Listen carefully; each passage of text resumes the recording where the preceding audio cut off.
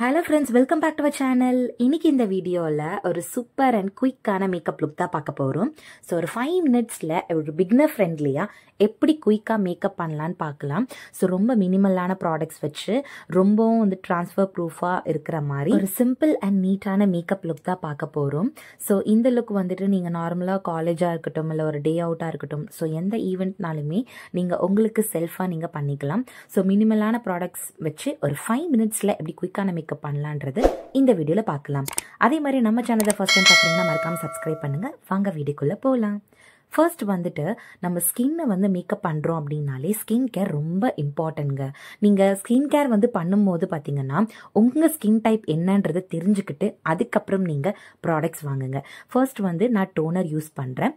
Toner எதுக்காக use பண்ணுறோன்னா almost உங்களோட ஸ்கின் கொஞ்சம் ரெஃப்ரெஷிங்காக இருக்கிறதுக்காக தான். அடுத்து மாய்ஸ்சரைசர் நீங்கள் எந்த பிராண்டாக வேணாலும் இருக்கலாம்.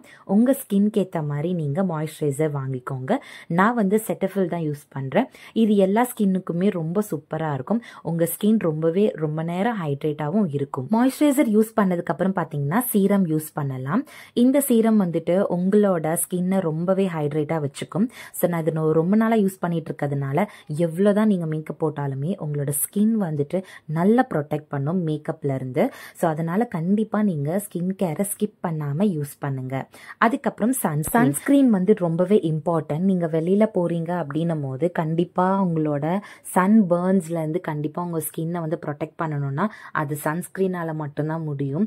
நீங்கள் மேக்கப் போட்டாலும் போடலனாலுமே தயவு செய்து வந்து சன்ஸ்க்ரீனை யூஸ் பண்ணுங்க. சன்ஸ்க்ரீன் ரொம்ப இம்பார்ட்டன்றதுனால சில டைம் நானே மேக்கப் போடாமல் வெளியில் போகும்போது ஸோ என்னோட நெக்கை என்னோட ஹேண்ட்ஸ் அண்ட் லெக்ஸ் ஃபுல்லாக வந்துட்டு நான் அப்ளை பண்ணிப்பேன்.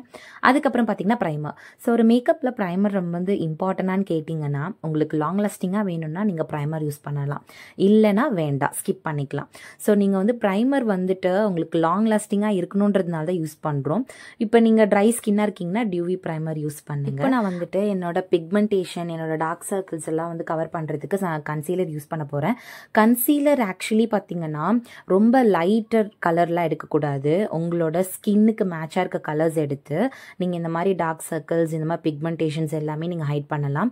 அப்படி இல்லைனாலும் நீங்கள் ஆரஞ்ச் கரெக்டர் கூட யூஸ் பண்ணலாம்.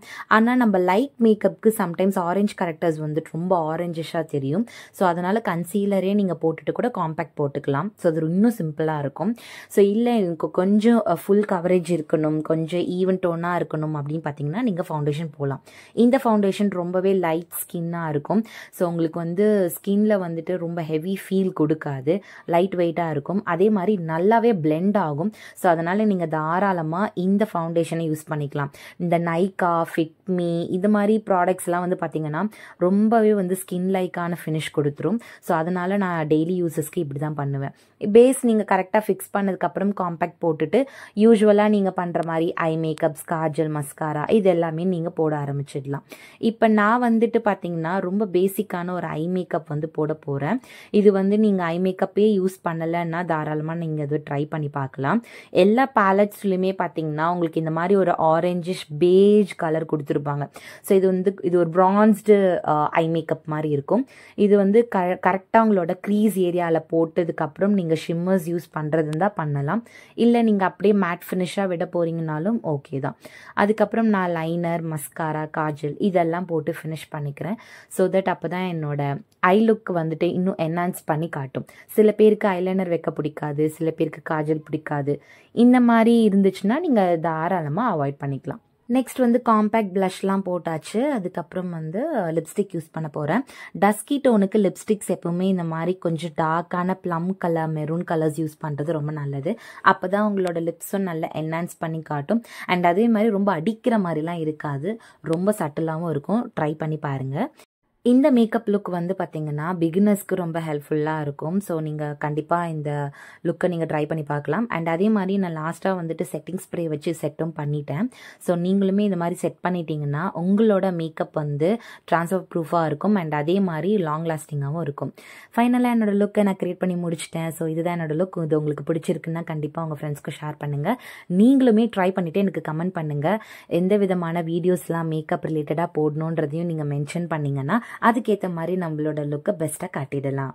நம்ம சேனலை மறக்காமல் சப்ஸ்கிரைப் பண்ணுங்கள். தேங்க்ஸ் ஃபார் வாட்சிங் ஃப்ரெண்ட்ஸ். பாய்.